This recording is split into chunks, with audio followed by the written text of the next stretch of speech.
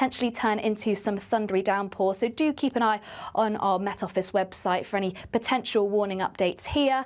But Sunday looks a lot drier than Saturday, so it's definitely the better day of the weekend. And heading into next week, temperatures are on the up. That's it from me. Bye-bye. Heavy showers first thing will be followed by a warm, cosy day. Boxed boilers, sponsors of weather on GB News.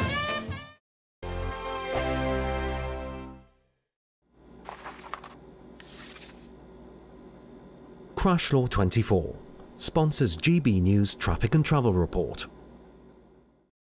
Good evening, this is the latest AI travel news from GBNews.com.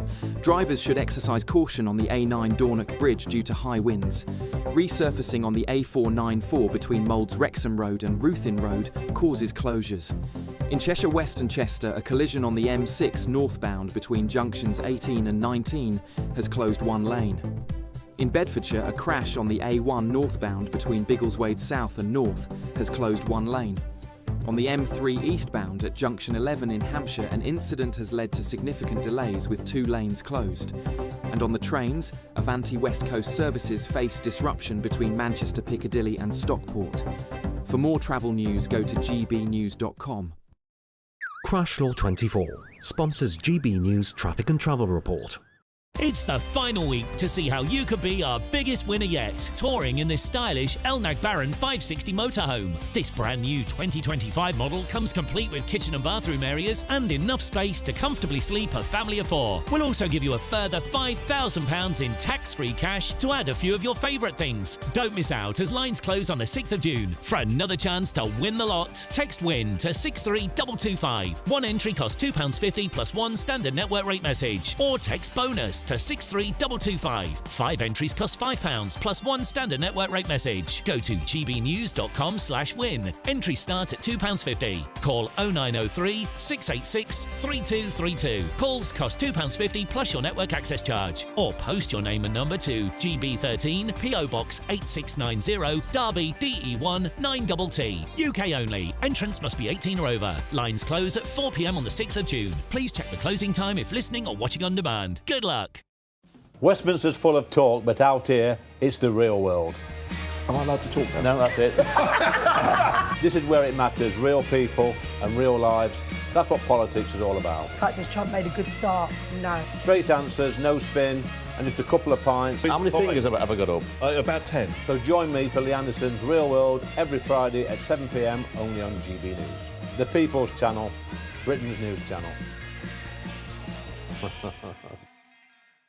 It's Patrick Christie's Tonight, and here we do things differently. It's explaining the absolute madness of this, doesn't it? It's explosive. I mean, this is very good. It's lively. 850. Your government sat there, Sean, and it did nothing. It's controversial. And the Middle East has been in turmoil since before I was born. It's everything you need to kickstart your evening. Everyone's had their Weetabix tonight. I love to see it. That's Patrick Christie's Tonight, weeknights from 9 p.m. Only on GB News, the People's Channel, Britain's news channel.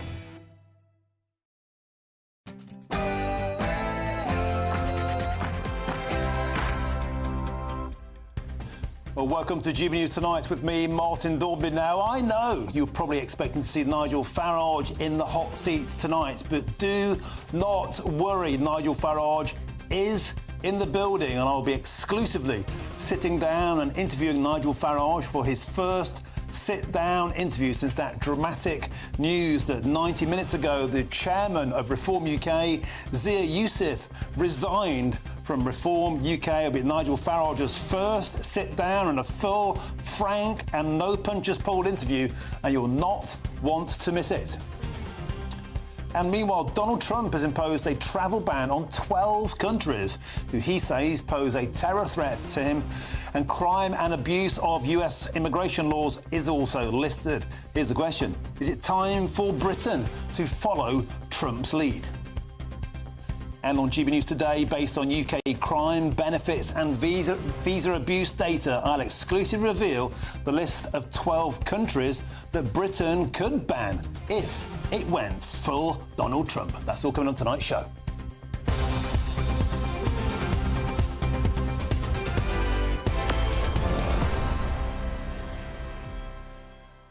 Welcome to the show. It's a pleasure to have your company. If you're tuning in expecting to get Nigel Farage, don't worry.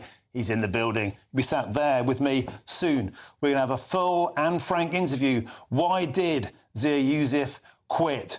Are the rumours swirling behind the scenes true? You're about to find out straight from the horse's mouth. Nigel Farage is next. You'll not want to miss it. Get in touch the usual way. gbnews.com/your say is the way to do it. But with no further ado, here's your headlines with Sam Francis.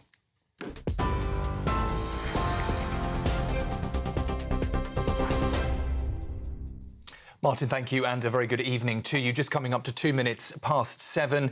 Let's bring you a recap then on that major shake-up for Reform UK tonight. Zia Youssef quitting as chairman with immediate effect. He says he's no longer believing that getting a Reform UK government elected would be a good use of his time. It follows a row over what he described as a dumb burqa ban question from Reform's newest MP. A policy, he said, wasn't even party-backed. Leader Nigel Farage says Youssef had clearly had enough, but called him a huge factor in the party's rise. Meanwhile, Labour has accused Reform of not being serious, and the Liberal Democrats have mocked Youssef for, quote, sacking himself. It comes as Reform is eyeing an upset in today's Holyrood by-election in Scotland. Meanwhile, a 15-year-old boy and 13-year-old girl have been sentenced to manslaughter for Bim Coley, who was attacked while walking his dog in a Leicestershire park. The 8-year-old was slapped with a shoe and racially abused during the incident in September. The boy has been jailed for 7 years. The girl avoided custody but was handed a 3-year rehabilitation order and a 6-month curfew. They were found guilty earlier this year but can't be named because of their age. Mr Coley's daughter told the court that the family feels nothing but anger and disgust. Well, we can take a listen now to what she had to say. Susan Coley, Bim Coley's daughter, outside Leicester Crown Court today. I feel angry, disappointed that the sentence they have both received today does not, I believe, reflect the severity of the crime they committed. However, I understand the judge has guidelines, but they have taken a life, and as a result, our lives have been changed forever. Donald Trump says his sweeping new travel ban can't come soon enough and accused Joe Biden of letting horrendous people into the United States. That ban takes effect on the 9th of June and fulfills a key campaign promise, but legal challenges are expected. Trump has also suspended foreign students from joining Harvard for 6 months. Speaking from the White House earlier today, Donald Trump confirmed the ban targets 12 countries he calls out of control and a partial restriction on 7 other countries. We want to keep bad people out of our country.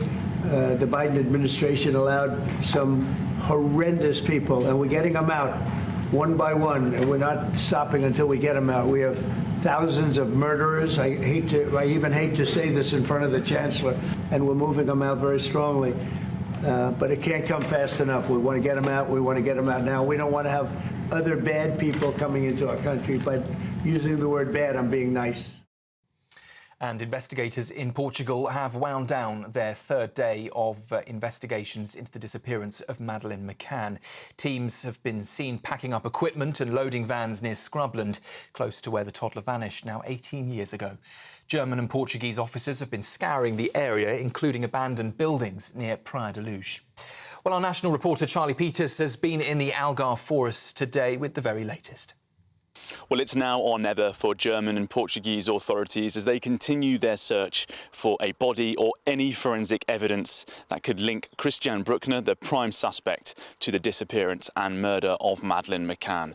And on the dramatic clifftop shrubland behind me, a 120-acre area, they are continuing a pattern of searching we've seen develop over the last 3 days, where shovels, strimmers and chainsaws remove foliage and rubble before an excavator and a scanner, which allows the search teams to search 15 foot under the ground, move in for more targeted digging. Now, they have over 21 plots of land to search, but we understand that on this 3rd and potentially final day of the search, they will be looking in just a handful of dilapidated farmhouses, abandoned buildings linked to that prime suspect. They need that forensic evidence because Christian Bruckner, as it stands, is set to be released from prison on unrelated matters in September. He could soon be a free man.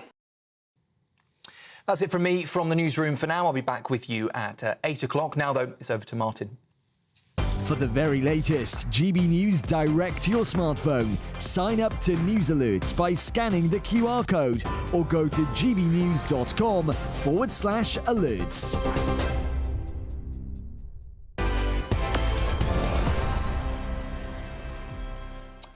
Thank you, Sam, and welcome back to GB News Tonight with me, Martin Daubry. Now, moments ago, GB News reported that Reform UK chairman Zia Youssef has dramatically resigned from the party with immediate effectiveness. Now, writing on X, formerly Twitter, Mr Youssef wrote, 11 months ago, I became chairman of Reform. I've worked full-time as a volunteer to take the party from 14 to 30%, quadrupled its membership and delivered historic electoral results. I no longer believe working to get a Reform government elected is a good use of my time and hereby resign the office. Now, this came after what has been claimed to be an internal party disagreement between the now former chairman and the newly elected MP Sarah Pochin regarding this question yesterday asked at PMQs in the House of Commons. Given the Prime Minister's desire to strengthen strategic alignment with our European neighbours, will he, in the interests of public safety, follow the lead of France, Denmark, Belgium and others and ban the burqa? Well, following that question from Ms Pochin, Zia Youssef tweeted this.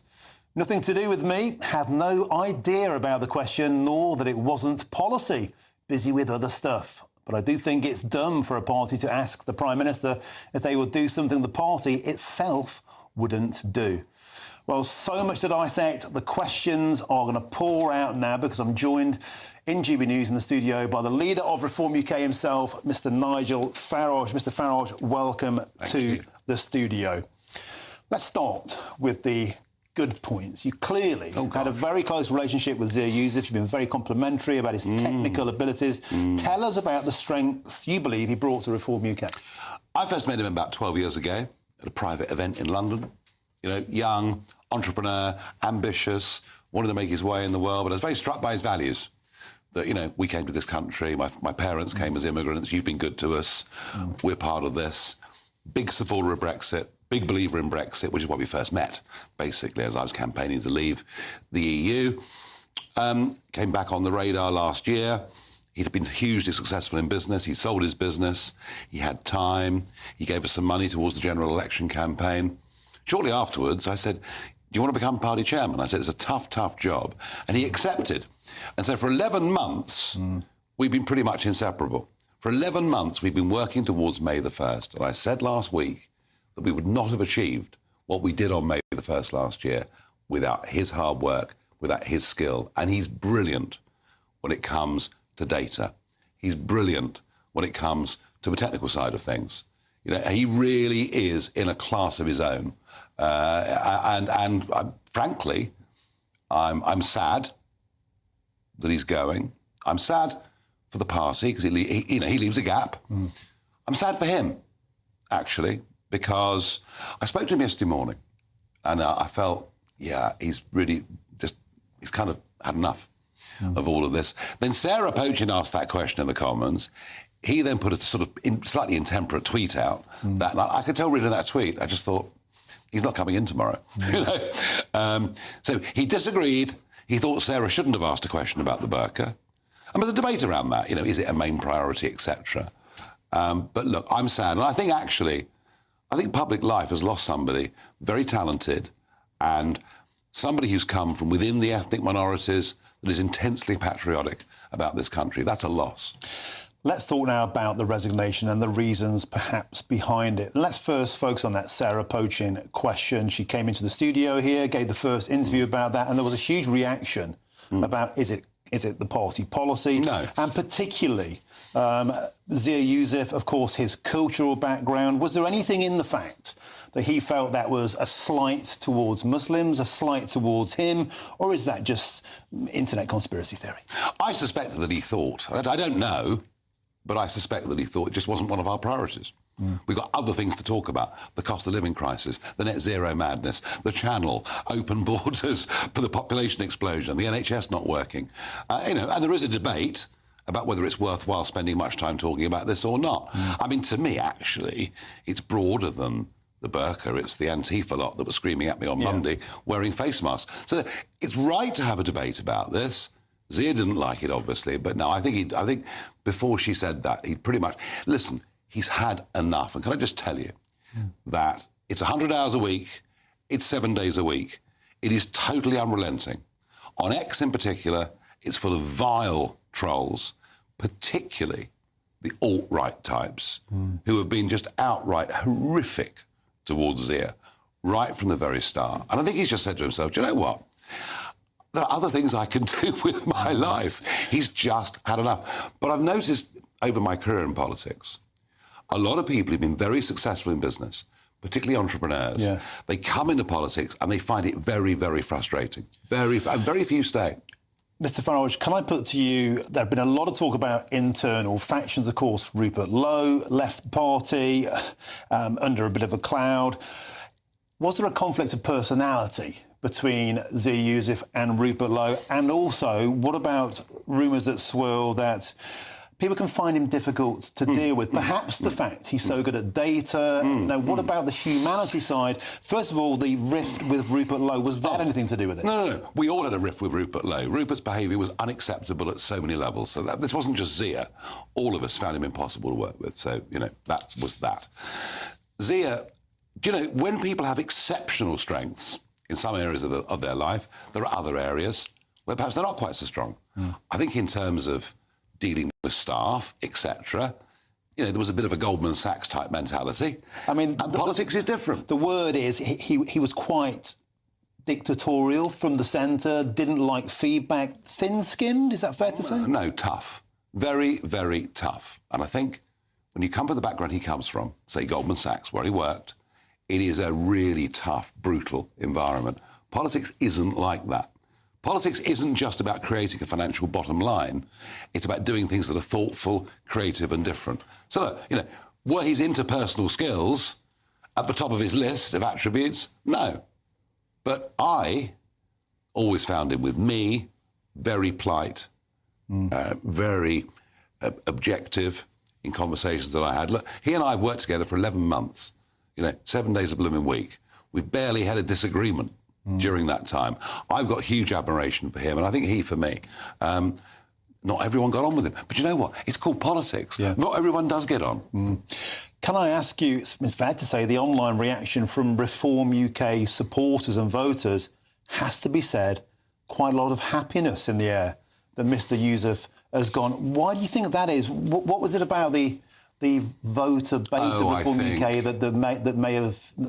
I think that the persistent campaign against him on X, and much of it coming from Indian bots, has perhaps, made some Reform members question him, question his motives. All of that's completely unfair. But it will have added to his sense of, I want a life. I mean, he's 38, he's got money in the bank, there's a lot of other things he can do. He's just had enough of this way of life. I mean, Martin, I can tell you, there are many mornings over the years when I've got up and thought to myself, why on earth am I putting myself through this? It's not easy. Nigel Farage, you said when you read that response to the Sarah Poachin tweet, something in your waters and your bones told you knew what was coming. When and how did you find out? I spoke to him yesterday morning, and he did seem very, very disengaged. I mean, how did you find out about the resignation? Did you find out first, or was it... No, I was given a 10-minute warning. Right. That it was going to come. And as I say, I'm disappointed, I'm sad, and he's a loss. He's a loss. There is a gap there, particularly around Doge. Yes. I was the one going around the counties saying every county needs a Doge, and he was the guy actually trying to put it into action. So he leaves a gap. Of that, there's no question. Well, the Doge work was, front and centre. It was only launched this week. It's a big selling point, of course, all those councils. Where let's be honest, there needs to be something delivered by Reform. Will Mr Youssef still stay on as a part of those Doge units? Is the chairman resignation a resignation from the party full stop? No, he's walking away. He's walking away from the whole political game, I suspect, never to return. And as I say, there are many other businessmen before him who've come into the politics and just decided in the end they don't want the aggro, they don't need the abuse. So, no, I think that's that. I hope I'm wrong, But, you know, as I say, I've got to find some new people. If Zia Youssef is watching this interview, which I'm sure he will, what would be your message to him? Thank you.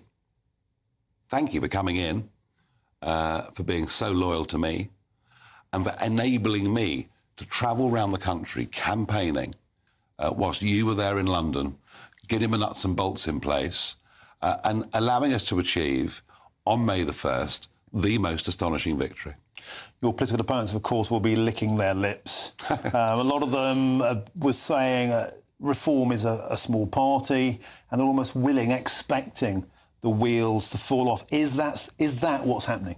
No, it's one person who's had enough. He's come in, he's done a great job, he's gone. Elon Musk is a very big businessman, really rather successful, the world's richest man. He's gone into politics, and you know what? He's walked away as well. It's a very, very common thing. It's a brutal business, as you said yourself, and that means thoughts must immediately turn to a potential successor. Anybody in mind? No, if you've got any ideas, do tell me. Well, this only happened a couple of hours ago. I did have my suspicions yesterday that he clearly... he wanted to declutter some of his responsibilities, but he was decluttering them rather faster yesterday than I thought perhaps he might. No, I've got to give it some good, hard thought. Listen, he's done a great service for the party. Not everyone liked him. That's life. That's politics. I'm grateful to him. I'm going to think hard about how to replace him. Some of the people that have left the party since Mr Youssef came in, could there be a way back for them now? For example, could Rupert Lowe find a way back into Reform UK? I'd rather eat razor blades after the way he's behaved and the things he said about us. No. Ben Habib? Good Lord, no.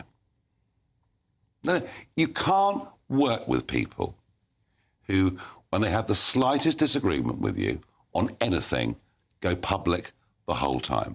You can't operate in politics with people like that. If you're going to have disagreements, sit down over a cup of tea in a room and talk about it. Those guys chose to do it all publicly. Just to be absolutely sure, once again, this was not a fallout between you and Mr Youssef. There was no faction. There was no fireball moment. This was an amicable separation, you're saying? I don't think it's amicable from his perspective. I think he is. He probably feels what an ungrateful, brutal, nasty business politics is. You never get any thanks. You get shed loads of abuse. It consumes your whole life. It means you have no personal life whatsoever. You've got to be a very odd human being. Very odd human being to want to do it. And you know something? Doing it in a smaller party and having to build it from pretty much scratch, organisationally, is much harder than being in one of the two big parties. Just a quick final question about the Rupert Lowe incident. Do you think that incident was handled well, particularly between reporting it to the police? Was that the right thing to do, looking back? Well, you know what? When you're a chairman, it's a bit like being a chief executive. You make lots of decisions. Most of his decisions were right. That one, well, maybe not. You're saying perhaps... Maybe not. You're saying perhaps it was a mistake to involve the police? I think you know what? You make decisions all the time. Some you get right, maybe some you get wrong. If anybody's watching out there that would like to be the next chairman of Reform UK, what are you looking for? What are the characters? You said you need to have no social life. It's a brutal business. You've got to be really... You've really got to dedicate yourself to doing a job for which you'll get a lot more abuse than praise. You've got to believe in the cause. A lot of people were saying that this was inevitable. Is this the end of Reform UK? Oh, goodness gracious me. We heard all that nonsense a few months ago. No, of course it's not. And, you know, we will replace Sia and we'll move on and we'll keep building and we'll get ready for the next, you know, Scottish elections next year or whatever else it may be. So, look, it's one person who's made a great contribution. He's had enough. He's gone. OK, thank you very much for joining us. Nigel Farage, on that dramatic resignation of Chairman Zia Youssef. Thank you for coming in tonight. Appreciate your time. Well, next, how does the travel ban affect us? And why is President Donald Trump hitting these countries? I'll discuss that next with the migration analyst.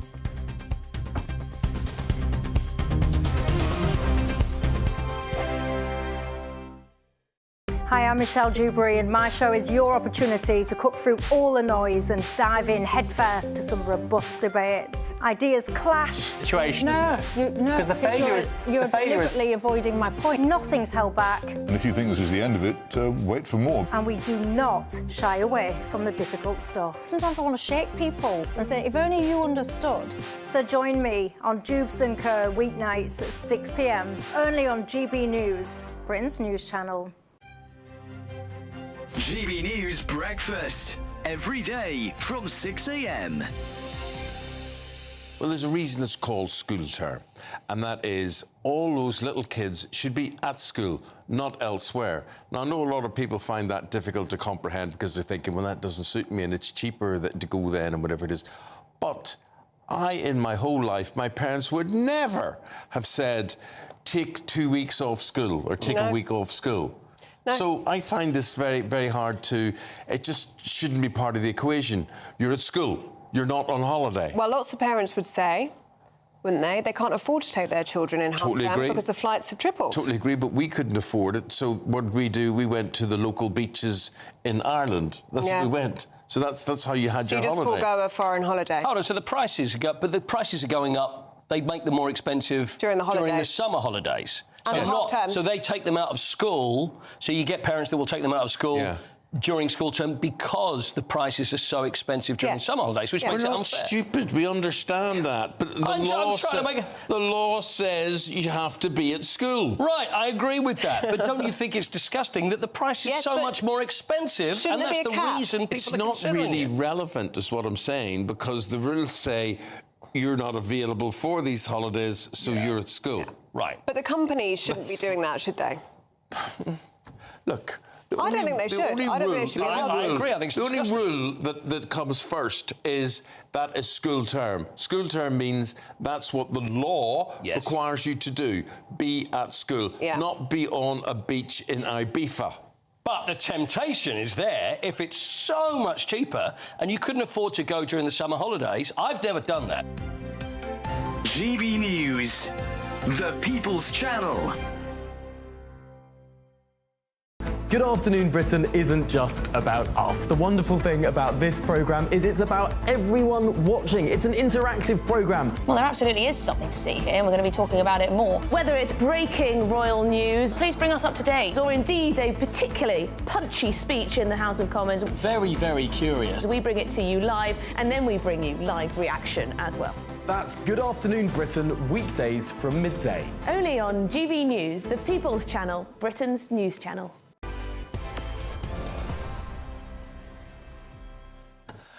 Well, wasn't that a dramatic start to the show? But don't worry, we've got plenty more to come. Welcome back to GB News Tonight with me, your host, Martin Daubney. Now, Donald Trump has signed an order banning people from 12 countries from entering the United States.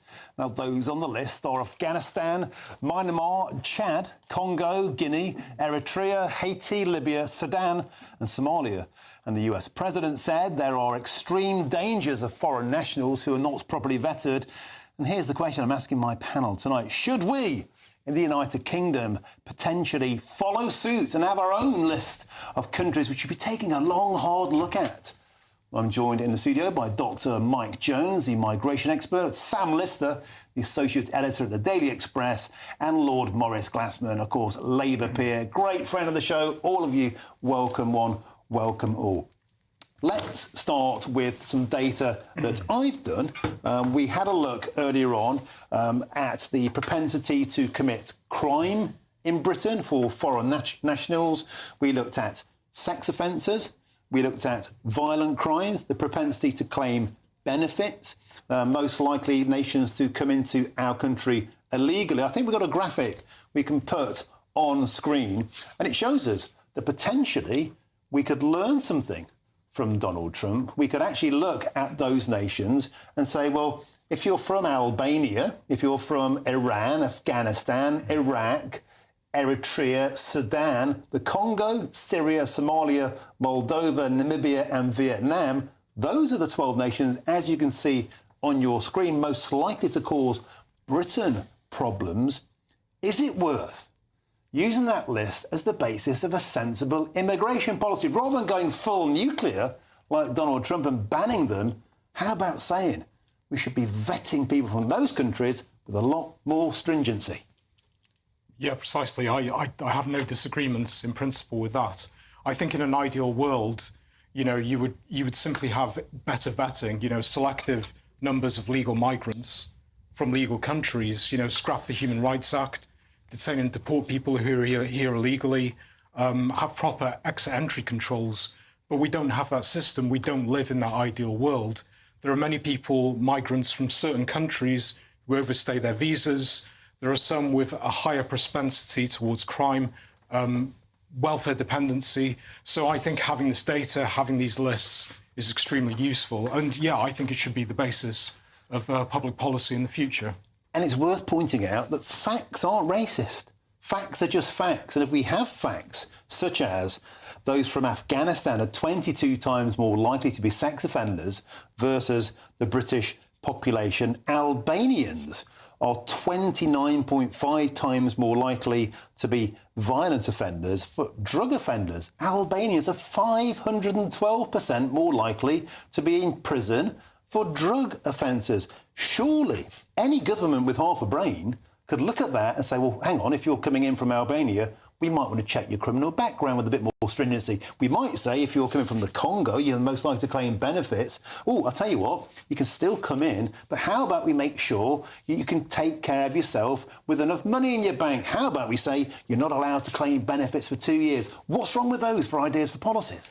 Well, I mean, the basis of immigration policy should be, you know, not what benefits the world, but what benefits British national interests. And statistics are vital. It's not prejudice to look at statistics. It's about pattern recognition. And obviously looking at different national groups, looking at their outcomes in terms of welfare dependency, crime, visa overstaying, I think that's a completely rational way to go about it. And the more data you have, the more patterns you can spot, then the better you can fine-tune public policy to actually benefiting Britain's national interest. Thank you, Mike. Let's bring in my panel now, Sam Lister and Lord Maurice Glassman. Let me turn to you first, if I could, Lord Glassman. We need to do something. Maybe a Trump-style nuclear button, you know, banning everybody from 12 countries isn't the answer. But is there half a story in this, half a lesson? We should be much more stringent about who's coming to Britain and vet them much more accordingly. Yeah, completely. I don't know what people from Albania are doing in Britain. I really just don't understand the historic connection. When I was growing up, we completely understood India, Pakistan, West Indies. These were all part of the Commonwealth, part of our national history. But people from Somalia, we've got nothing to do with Somalia. I'm asking a more fundamental question. Why are they here? What's the connection? Well, why do you think they are here? Well, I hear partly because bosses like cheap, compliant Labour, and they've really blocked any attempt to limit immigration. I think that's a huge part of the story. I think massive naivety about all of this. I mean, did you follow the story with the Albanian drug dealer who couldn't be deported because his son said the chicken nuggets in Tirana weren't up to scratch? Yeah. I mean, this is where we've got to really get real about all of this. I'm looking at that. I've got no... I mean, the vetting, the this, the that. I think there has to be a real emphasis on British people getting the training for jobs, or British people being favoured absolutely in terms of the system that we have.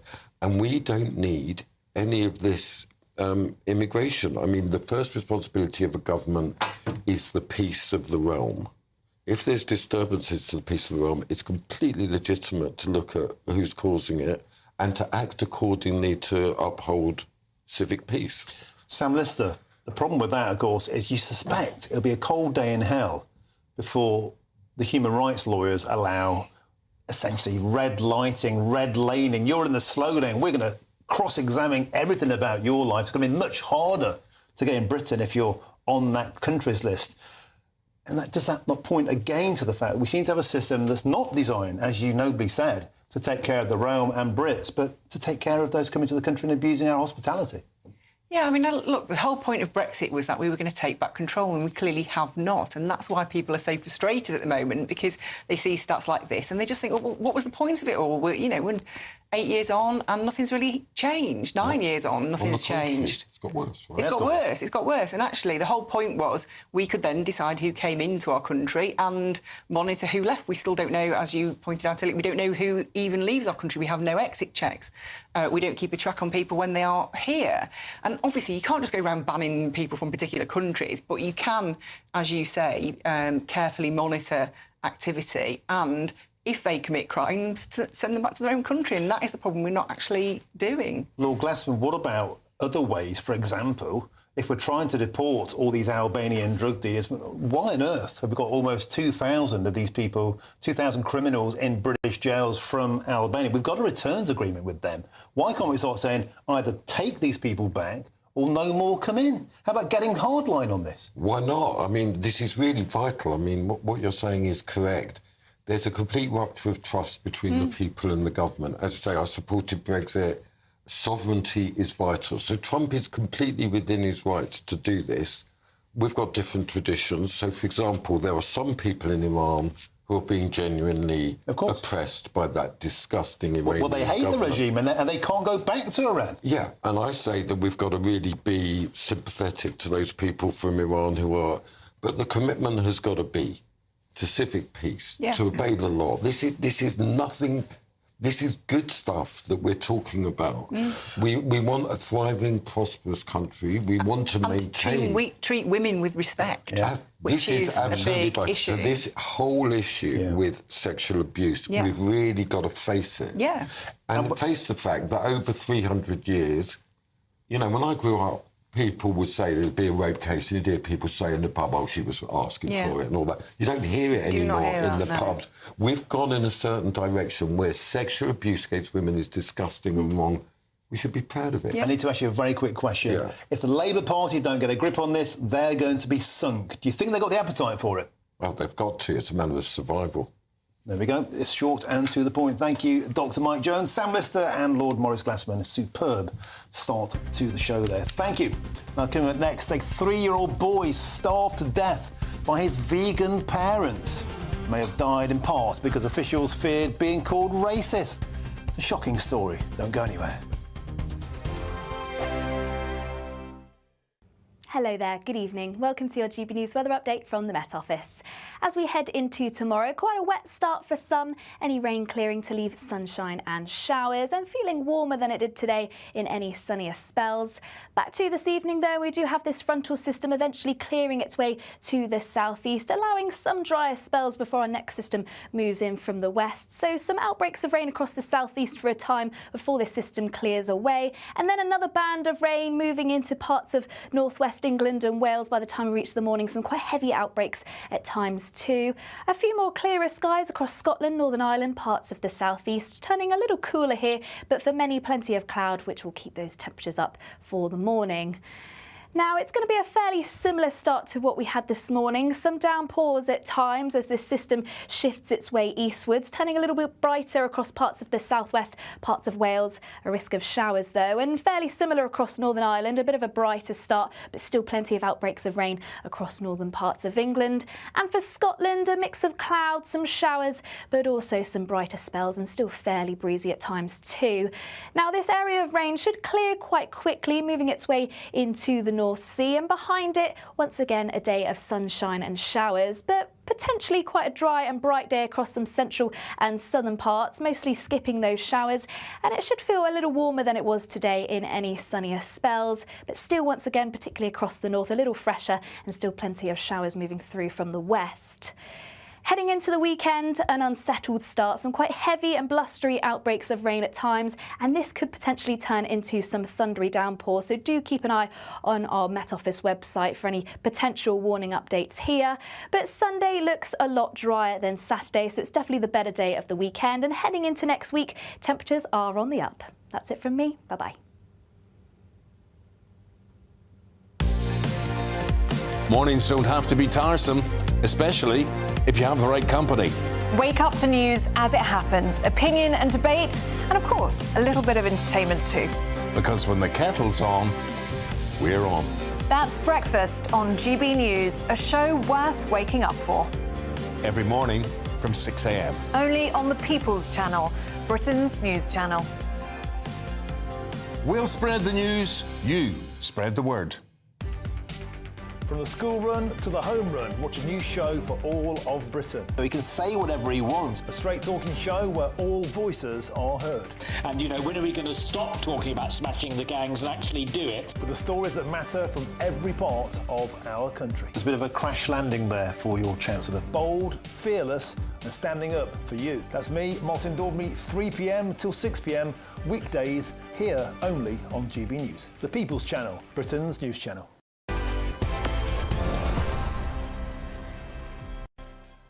Welcome back to GB News Tonight with me, your host, Martin Daubney. Now, later this evening, of course, at 9 p.m, as ever, the formidable Patrick Christie is tonight, and the star of that show joins me now. Patrick, what's on your menu?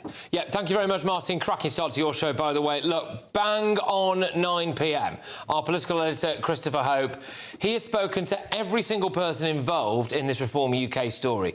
Zia Youssef, Nigel Farage, Rupert Lowe, you name it, he's spoken to them, and he's going to be revealing exactly what they've all said to him at the very start of my show. He's also got a list of the runners and riders for Zia's job. So I know that Nigel said to you there in that interview that he doesn't know yet and everything. Well, Christopher Hope begs to differ, and he's going to be revealing exactly who they are. Was the main issue this burqa ban, or had the rot set in a bit earlier on? Are they all really still friends? So we're going to have all of that bang on 9 p.m. with our political editor. Just a couple of other quick ones for you that we're going to be touching on. Is 7 years behind bars really enough for killing a pensioner in cold blood? I suspect not. And of course that girl as well who was involved has not got any prison time at all. I find that remarkable. Is that where we are in modern Britain? And free school meals. Can we actually afford it? Is this really something that should be done, or is it not fundamentally the responsibility of parents to feed their own kids? Some people on universal credit worth up to £40,000 a year are still getting other taxpayers to feed their kids. All that and much more, as well as the first look at tomorrow's newspaper front pages. Martin. Patrick, there's no such thing as a free lunch. Us mugs pay for it. As far as the Zia Youssef story goes, the thing I love about your show, you've got those extra couple of hours to really get into the detail. And Chris Hope, he knows all of the players. That'll be unmissable. Patrick Christie tonight, 9 p.m. Cheers. Cracking show. Thank you. Now, a new review has suggested that a 3-year-old who was starved to death by his vegan parents was failed by officials owing to concerns of allegations of racism. Abaya Yasha Arayala died in 2020 from a respiratory illness worsened by a restricted vegan diet before his parents were imprisoned in December last year when a judge ruled that they had played their part in their son's tragic death. But now a review into the reaction from the authorities has alleged that there was a lack of curiosity over how his parents' culture and lifestyle would impact his well-being. It's just a mind-blowing story, and to discuss it, I'm joined in the studio by my panel, Sam Lister, the Associate Editor of the Daily Express, and the Labour peer, Lord Maurice Glassman. I'll start with you again, if I could, Lord Maurice Glassman. It's a lot of information to take in there. It's astonishing that somebody, a child, could be neglected such that they would die of veganism, or it was a heavy contribution towards their death. And once again, we hear this rumour that the authorities simply don't want to get involved in case it appears racist. I mean, what's racist about being vegan? It's just stupid, as far as I understand it. I mean, not feeding your children is just this is an incredible story. Now, I would say that it's obviously not the case that people who are vegan should be persecuted as a threat to their children. But what I can't understand is the connection between veganism and racism. What's that? Well, I think the allegation was that even though the child, Sam Lister, was clearly malnourished, in fact, the cause of death was respiratory issues compounded by severe malnourishment, rickets, anemia, and a restrictive vegan diet. So ostensibly, the child was clearly in a very bad way. And once again, perhaps the authorities were soft-soaping and too worried about looking like they were racist to intervene. And here we go, tragedy is struck. Yeah, look, the review talked about how often in these kinds of cases you can have people who are concerned about treading on people's religious beliefs or ethnicity and you know, being racist or whatever. What I would say is, if you are a social worker or an official, a police officer, or anybody else who is involved in this type of case, somebody who's working in the hospital when that child needs care, any of those people who think that sensibilities, delicate sensibilities around race are more important than the health of a child, they should really be asking themselves if they're in the right job. If you're choosing to put your fears of being perceived as racist above the health of a child, you should not be in that job. It is ludicrous, and the fact that this will not have been one person. This is a cultural thing now in our institutions, in our public services, that people are too afraid of being seen to be racist. That children, they'd rather let a child die than be up on a kind of allegation of racism. It is insane. I'm appalled by this. Yeah. I mean, what was the situation? The child's got malnutrition and rickets, and you don't say anything. Yeah, and they were living off grid in a caravan. They were kind of, they were out of public sight, out of mind. And the point is, they were able to slip between the cracks in the social care, in the social service system. The parents were jailed. The father got 24.5 years and the mother 19.5 years. Conviction was causing or allowing the death of a child neglect and perverting the course of justice. Correct judgment. That's correct judgment. But what I would say, Martin, you say, they slip between the cracks. Why did nobody care enough to pursue this? There's a young child there who's clearly starving to death. How can that child be allowed to slip through the cracks? Why did nobody involved in this think, what happened to that family? Where are they? Who's checking on them now?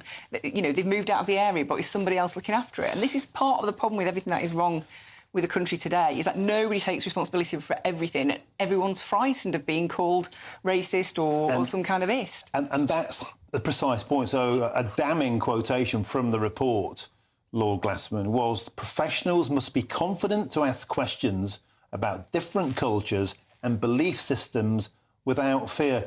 The fact they even said that they had to ask that question is a damning indictment. It's a really horrible story, this, and it should be the subject of profound reflection on where we are. But it's absolutely vital that our political leadership assert completely categorically that starving your child is not a racist issue. Exactly. This is absolutely. But we haven't had a child. I was brought up to believe that no child in this country died of starvation since 1630. Right? We've absolutely secured the fact that children should be fed. It's completely understood. It's a matter of great pride to me that whatever in the situation, nobody in the Second World War died of starvation. We fed our children. We had rationing. Yeah, the food was crap, and all of this, but we were fed. This is a despicable and disgusting thing, and I think that the social care, broadly speaking, there's got to be a purge. There's got to be a really direct action in which human life comes first. This is just. It's nuts. There's nothing religious or cultural or ethnic about starving your child. Yeah. This is bonkers. I think everybody can agree with that. We have to leave it there. Thank you very much, Sam and Lord Glassman Morris. Thank you very much. Now, a spokesman for the NHS in Birmingham and Solihull told GB News this. This is a harrowing case, and as with all safeguarding reviews, is something we are taking seriously. We welcome the findings of this review and deeply value the work of the reviewer in helping us to pinpoint where learning needs to be embedded across health services. As members of the Birmingham Safeguarding Children Partnership, we have already committed to turning the recommendations set out in this report into action. And they've already made significant progress as a collective of health organisations to implement them. So there we go. Thanks to my panel, and coming up next, a children's black cab charity is in crisis and desperately needs drivers for its annual zoo trip. Can you help? Well, maybe you can in just a moment. Stick around.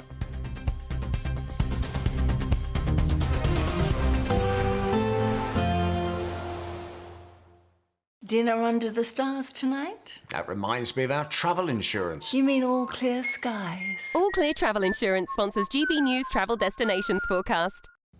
Hello. It's looking largely dry for many places around the Mediterranean through the next few days, but not totally dry. A few showers continuing to affect, well, Madeira and the Canary Islands, but across the bulk of Spain and Portugal, a fine picture here. A little bit further north, though, some heavy thundery rain continuing to affect areas of France and into Germany and the north of Italy as well. Elsewhere across Italy, largely fine, and some parts of Greece will have some decent weather too.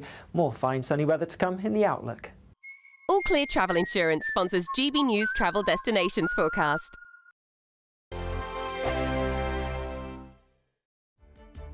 What is the state of our economy? What is the state of our National Health Service? What is the state of our schools? What on earth is going on? Understanding Britain means understanding the state we are in. This is State of the Nation with me, Matt Goodwin, Wednesdays, Thursdays and Fridays from 8 p.m. on GB News. Good Afternoon Britain isn't just about us. The wonderful thing about this programme is it's about everyone watching. It's an interactive programme. Well, there absolutely is something to see here, and we're going to be talking about it more. Whether it's breaking royal news, please bring us up to date, or indeed a particularly punchy speech in the House of Commons. Very, very curious. We bring it to you live, and then we bring you live reaction as well. That's Good Afternoon Britain, weekdays from midday. Only on GB News, the People's Channel, Britain's news channel. Mornings don't have to be tiresome, especially if you have the right company. Wake up to news as it happens, opinion and debate, and of course, a little bit of entertainment too. Because when the kettle's on, we're on. That's Breakfast on GB News, a show worth waking up for. Every morning from 6 a.m. Only on the People's Channel, Britain's news channel. We'll spread the news, you spread the word. From the school run to the home run, watch a new show for all of Britain. So he can say whatever he wants. A straight talking show where all voices are heard. And, you know, when are we going to stop talking about smashing the gangs and actually do it? With the stories that matter from every part of our country. There's a bit of a crash landing there for your Chancellor. Bold, fearless and standing up for you. That's me, Martin Daubney, 3 p.m. till 6 p.m. weekdays here only on GB News. The People's Channel, Britain's news channel. Westminster's full of talk, but out here, it's the real world. Am I allowed to talk then? No, that's it. This is where it matters, real people and real lives. That's what politics is all about. In fact, has Trump made a good start? No. Straight answers, no spin, and just a couple of pints. How many fingers have I ever got up? About 10. So join me for Lee Anderson's Real World every Friday at 7 p.m. only on GB News. The People's Channel, Britain's news channel. Join me, Nana Akwe, for an informative, interactive news programme with a difference. It's fun. No, you didn't say that, Dave. I'm so surprised. I think there's an element of truth to that. Join me from 3 p.m. every weekend, only on GB News, Britain's news channel. In the GB Newsroom, we bring you the news as it happens. With our team of dedicated journalists across the UK, we're ready to keep you up to date with what's happening every half an hour, every single day. Bulletins here on GB News, the People's Channel, Britain's news channel.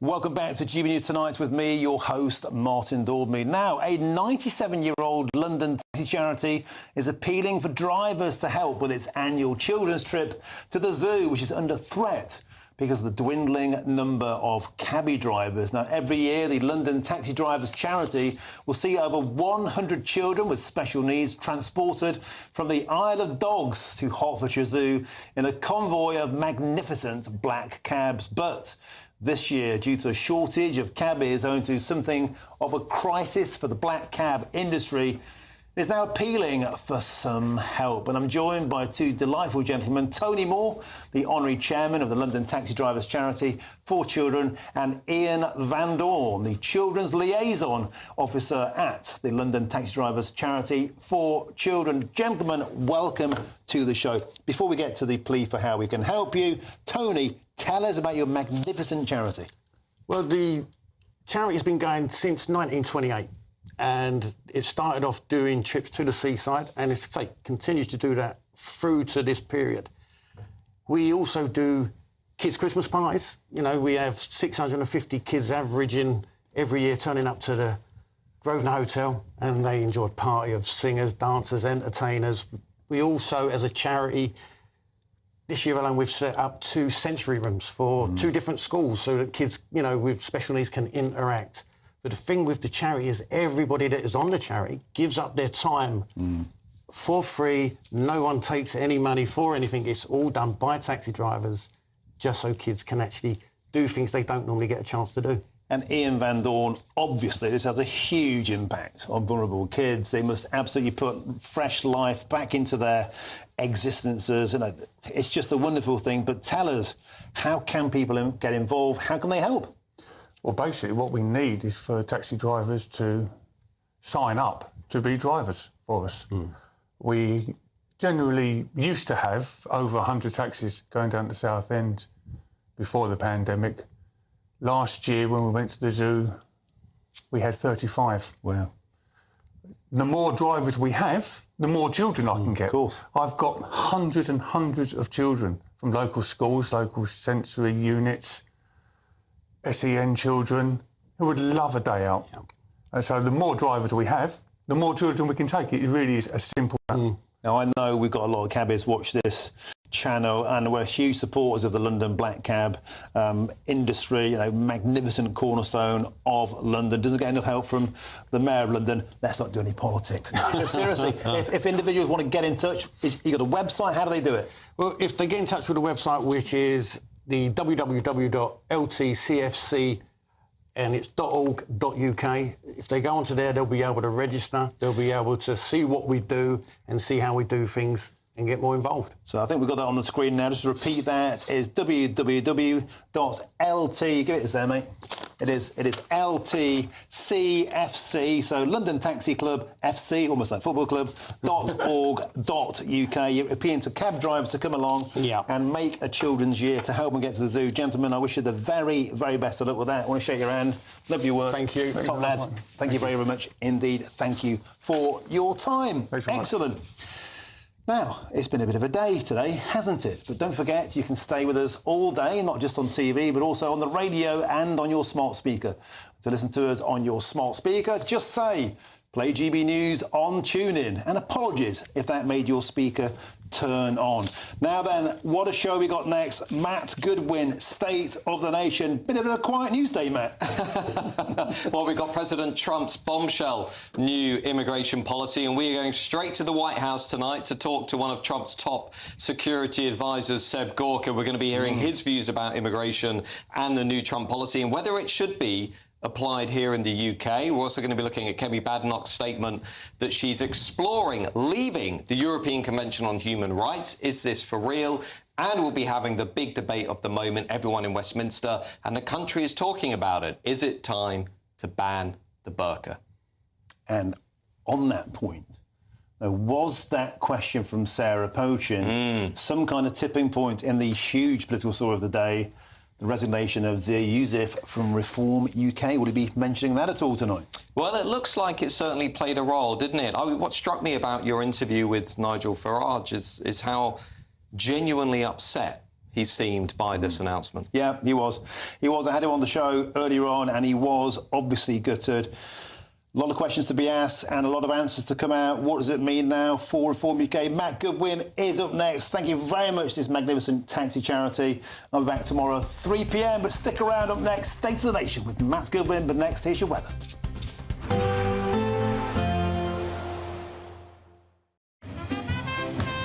There will be a light breeze in the morning, leading to a warm front. Boxed heat pumps, sponsors of weather on GB News. Hello there, good evening. Welcome to your GB News weather update from the Met Office. As we head into tomorrow, quite a wet start for some, any rain clearing to leave sunshine and showers, and feeling warmer than it did today in any sunnier spells. Back to this evening though, we do have this frontal system eventually clearing its way to the southeast, allowing some drier spells before our next system moves in from the west. So some outbreaks of rain across the southeast for a time before this system clears away, and then another band of rain moving into parts of northwest England and Wales by the time we reach the morning. Some quite heavy outbreaks at times too. A few more clearer skies across Scotland, Northern Ireland, parts of the southeast, turning a little cooler here, but for many plenty of cloud, which will keep those temperatures up for the morning. Now, it's going to be a fairly similar start to what we had this morning. Some downpours at times as this system shifts its way eastwards, turning a little bit brighter across parts of the southwest, parts of Wales. A risk of showers, though, and fairly similar across Northern Ireland. A bit of a brighter start, but still plenty of outbreaks of rain across northern parts of England. And for Scotland, a mix of clouds, some showers, but also some brighter spells and still fairly breezy at times too. Now, this area of rain should clear quite quickly, moving its way into the North Sea, and behind it, once again, a day of sunshine and showers, but potentially quite a dry and bright day across some central and southern parts, mostly skipping those showers, and it should feel a little warmer than it was today in any sunnier spells, but still, once again, particularly across the north, a little fresher and still plenty of showers moving through from the west. Heading into the weekend, an unsettled start, some quite heavy and blustery outbreaks of rain at times, and this could potentially turn into some thundery downpour, so do keep an eye on our Met Office website for any potential warning updates here. But Sunday looks a lot drier than Saturday, so it's definitely the better day of the weekend, and heading into next week, temperatures are on the up. That's it from me. Bye-bye. There will be a light breeze in the morning, leading to a warm front. Boxed heat pumps, sponsors of weather on GB News. It's the final week to see how you could be our biggest winner yet, touring in this stylish Elnag Baron 560 motorhome. This brand new 2025 model comes complete with kitchen and bathroom areas and enough space to comfortably sleep a family of 4. We'll also give you a further £5,000 in tax-free cash to add a few of your favourite things. Don't miss out as lines close on the 6th of June. For another chance to win the lot, text WIN to 63225. One entry costs £2.50 plus one standard network rate message, or text BONUS to 63225. 5 entries cost £5 plus one standard network rate message. Go to gbnews.com/win. Entries start at £2.50. Call 0903 686 3232.